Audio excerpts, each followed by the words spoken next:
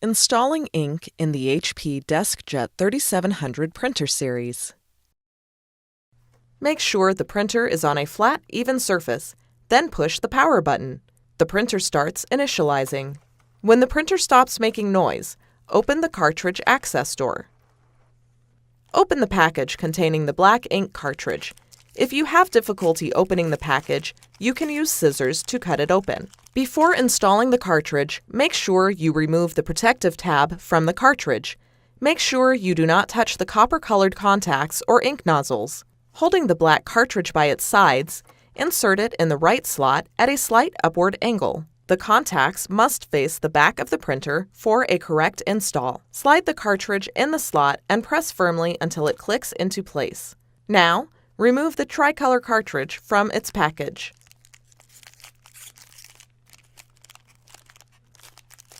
Remove the protective tab, making sure not to touch the contacts.